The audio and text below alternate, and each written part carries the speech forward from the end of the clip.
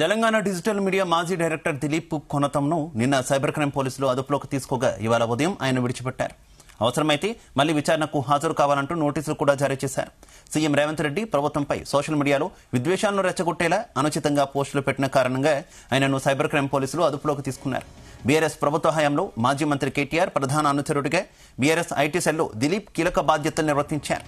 అనంతరం రాష్ట్రంలో కాంగ్రెస్ ప్రభుత్వం కొలువుతీరడంతో సర్కార్పై సోషల్ మీడియా వేదికగా అబద్దాలు ప్రచారం చేస్తున్నారని ఆయనపై పలు కేసులు నమోదయ్యాయి.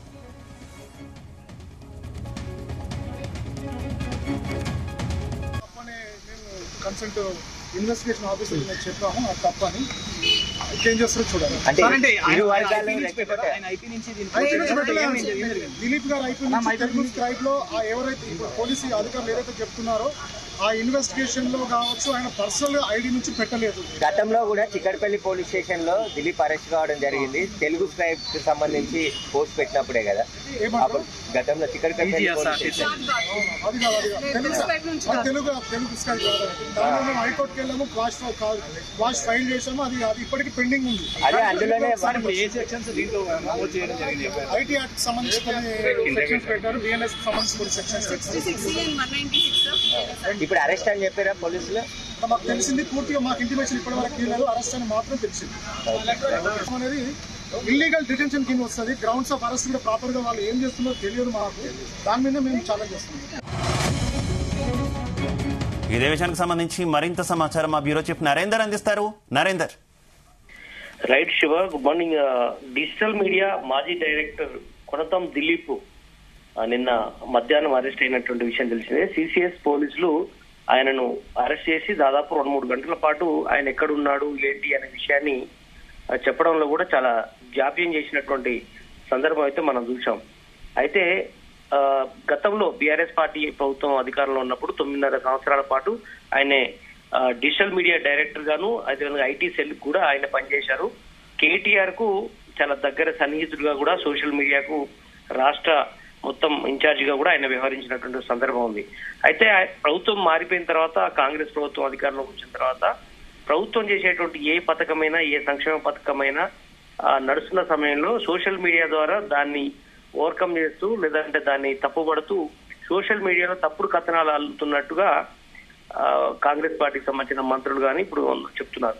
దీనికి సంబంధించి రీసెంట్ గా టిఎస్ తెలంగాణ స్టేట్ నుంచి తెలంగాణ టీజీగా మారుతున్నటువంటి సమయంలో ముఖ్యంగా ఆర్టీసీకి సంబంధించినటువంటి దాంట్లో లోగోను మారుతున్నట్టుగా కూడా కొనతం దిలీప్ ఆ రోజు పోస్ట్ పెట్టాడు. దానికి సంబంధించి ముందే కొన్ని ఛానల్స్ ప్రసారం చేసినప్పటికీ తమ మీద ఎందుకు ఈ రకంగా కక్ష కట్టారని కూడా కొనతం దిలీప్ గాని బీఆర్ఎస్ సోషల్ మీడియా చెప్తూ వచ్చింది. దాన్ని కూడా ఆ రోజు తప్పుపడుతూ పెద్ద ఎత్తున నోటీసులు జారీ చేశారు. దాని తర్వాత నిన్న ఆదిలాబాద్ లో సంబంధించినటువంటి ఇష్యూలో మహిళ మీద అత్యాచారం తర్వాత ఘటన, దీని ఇష్యూ నేపథ్యంలో ప్రస్తుతం దాని మీద కూడా తప్పుడు కథనాలు వడ్డించి జనాల్లోకి వదిలారంటూ కూడా కాంగ్రెస్ పార్టీకి సంబంధించినటువంటి నేతలు చెప్పారు. తాజాగా వర్షాల మీద కూడా కొంత సోషల్ మీడియా తప్పుడు ప్రచారం చేశారంటూ కూడా దీంతో బురద రాజకీయం చేస్తున్నట్టుగా కొంతమంది చేశారంటూ ఆయన మీద ఉంది. దీని మీద ఇమీడియట్లీ ఎంక్వైరీ చేసినటువంటి సిసిఎస్ పోలీసులు ఆయన్ని అరెస్ట్ చేశారు. అయితే అరెస్ట్ చేసిన నేపథ్యంలో పెద్ద ఎత్తున పొలిటికల్ గా దుమారం లేగింది. బీఆర్ఎస్ శ్రేణులందరూ కూడా ఏకతాటిపై కేటీఆర్, హరీష్ రావుతో సహా ప్రతి ఒక్కరు కూడా ఖండిస్తూ ఆయనకు సంఘీభావంగా పెద్ద ఎత్తున పోస్ట్ పెట్టారు. నిన్న సిసిఎస్ కార్యాలయానికి కూడా మాజీ మంత్రి జగదీష్ రెడ్డితో పాటు పలువురు మాజీ ఎమ్మెల్యేలు, సీనియర్ లీడర్ అందరూ కూడా ఆయనకు వెళ్లి ఇష్టానుసారంగా బీఆర్ఎస్ సోషల్ మీడియా కానీ బీఆర్ఎస్ వారిని కానీ గొంతు నొక్కే ప్రయత్నం చేస్తే ఊరుకునేది లేదంటే కూడా వాళ్ళు నిలదీసినటువంటి సందర్భాన్ని చూసాం. అయితే దీని మీద నిన్న కోర్టు కూడా, హైకోర్టు కూడా వెళ్ళినటువంటి సందర్భం ఉంది. కనుక హైకోర్టు నుంచి ఆర్డర్ తెచ్చుకున్న నేపథ్యంలో ఆయనను వదిలేసినట్టుగా కూడా తెలుస్తోంది. ఇట్లా చాలా అంశాల్లో ఇప్పుడే కాదు, క్రిషాకు గతంలో సోషల్ మీడియాకు పనిచేశారు. ఆయనను కూడా గతంలో ఈ కాంగ్రెస్ ప్రభుత్వం అరెస్ట్ చేసినట్టు కూడా బీఆర్ఎస్ పార్టీ చెప్తుంది. దాని తర్వాత ఆయన కొద్ది రోజుల తర్వాత విడుదలయ్యారు.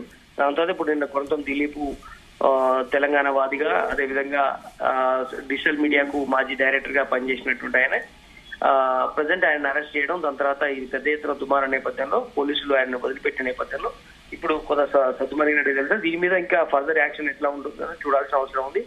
బట్ బీఆర్ఎస్ పార్టీ మాత్రం చెప్తోంది ఇష్టానుసారంగా ప్రతిపక్షాల గొంతు నొక్కే ప్రయత్నం చేస్తుంది. ఏం మాట్లాడినా తప్పుగా తీసుకుంటున్నారు. గతంలో మేము ఏనాడు కూడా అట్లా ఆంక్షలు పెట్టలేదు. కాంగ్రెస్ పార్టీ కానీ, కాంగ్రెస్ పార్టీ సోషల్ మీడియా కానీ గతంలో ఇష్టానుసారంగా బీఆర్ఎస్ ప్రభుత్వాన్ని దుమ్మెత్తి పోసింది. అయినా మేము పెద్దగా పట్టించుకోలేదు.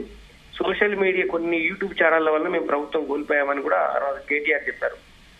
ఇప్పుడు వడ్డీ వారిస్తున్నారు, ఈ రకంగా చేస్తున్నారంటే కూడా ఇప్పుడు కాంగ్రెస్ పార్టీ కూడా చెప్తోంది రివర్స్ కౌంటర్ గా. ఏదైనా ఇప్పుడు చూడాలి, సైబర్ క్రైమ్ పోలీసులు అదుపులోకి తీసుకోవడం, దాని తర్వాత వదిలిపెట్టిన నేపథ్యంలో ఇది కొంచెం ఎటువైపు దారి తీస్తే చూడాల్సిన అవసరం ఉంది. అయితే నరేందర్, గతంలో బీఆర్ఎస్ అధికారంలో ఉన్నప్పుడు ఈ రకమైనటువంటి ఒక ఒరవడిని మనం చూసాం. సునీల్ కనుగోలుకు సంబంధించినటువంటి ఆఫీస్ మీద అటాక్ జరగడం కావచ్చు, లేదంటే పోలీసులు వెళ్లి అక్కడ ఉన్నటువంటి హార్డ్ డిస్క్లని తీసుకోవడం కావచ్చు. అలాంటి పరిణామమే ప్రస్తుతం కొంత సిమిలారిటీస్ కూడా కనిపిస్తున్నాయి కదా ఈ పరిణామంలో కూడా. ఏమనుకోవాలి, కొంత గతానికి సంబంధించి రాజకీయ కక్ష కూడా ఏమైనా ఉంది అని అనుకోవచ్చా ఈ వ్యవహారంలో? ఖచ్చితంగా. ఎందుకంటే కాంగ్రెస్ పార్టీ కానీ సునీల్ కొనుగోలుకు సంబంధించినటువంటి ఆ టీం గాని, సోషల్ మీడియా టీం గాని గడిచిన 9 సంవత్సరాలుగా పెద్ద ఎత్తున బీఆర్ఎస్ ప్రభుత్వాన్ని, కేసీఆర్ ని టార్గెట్ చేస్తూ ఫామ్ హౌస్ కే పరిమితమయ్యారు. ఇట్లా చాలా అంశాలు, కుటుంబ పాలన, 5-6 మంది మాత్రమే మీకు పదవులు, ఇట్లా ఎంత వీలైతే అంత సోషల్ మీడియాలో ప్రచారం చేసింది అనేటువంటి అపవాదు బీఆర్ఎస్ చేసింది. కనుక మనం చూసాం కాంగ్రెస్ పార్టీకి సంబంధించినటువంటి ఆనాడు ఈ స్థాయిలో చేసిందా, ఏ స్థాయిలో చేసిందా అనేది పక్కన పెడితే వాళ్ళు కూడా ఎంతో కొంత కాంగ్రెస్ పార్టీకి కానీ, సోషల్ మీడియా టీం కానీ పెద్ద ఎత్తున బీఆర్ఎస్ పార్టీ మీద దుమారం చేసింది. ఇప్పుడు కూడా కాంగ్రెస్ పార్టీని కూడా ఉక్కిరి బిక్కిరి చేసే ప్రయత్నం బీఆర్ఎస్ పార్టీ దానికి రివర్స్ కౌంటర్ గా చేసే ప్రయత్నం చేస్తుంది. కనుక ఆనాడు పనిచేసినటువంటి, ఆనాడు కాంగ్రెస్ పార్టీ పదే చెప్తుంది, ఆ రోజు డిజిటల్ మీడియా ఇన్ఛార్జ్ గా పనిచేసినటువంటి, డైరెక్టర్ గా పనిచేసినటువంటి కొనతం దిలీప్ ప్రభుత్వ శాలరీ తీసుకుంటూ బీఆర్ఎస్ అనుకూలంగా పనిచేశారు, బీఆర్ఎస్ పోస్టులు పెట్టాడని కూడా కాంగ్రెస్ పార్టీ చెప్తోంది ఇప్పుడు. కనుక అదే విధంగా ఇప్పుడు ప్రజెంట్ కూడా రివర్స్ గా మళ్ళీ సోషల్ మీడియా అదే పనిచేస్తుంది.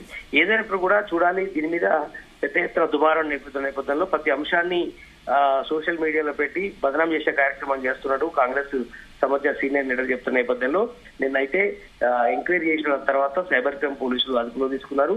ఇవాళ ఉదయం ఆయన అరెస్ట్ చేసిన తర్వాత విడిచిపెట్టిన నేపథ్యంలో అవసరమైతే మళ్ళీ విచారణకు హాజరు కావాలంటే నోటీసు కూడా జారీ చేశారు.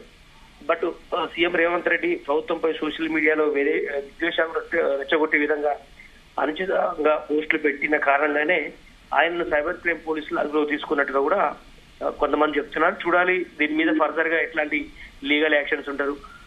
హైకోర్టు నుంచి ప్రజెంట్ అయితే ఆర్డర్ తెచ్చుకున్నప్పటికీ కూడా భవిష్యత్తులో దీని మీద ఎట్లాంటి ఫర్దర్ ముందుకెళ్తారో చూడాల్సి వస్తుంది.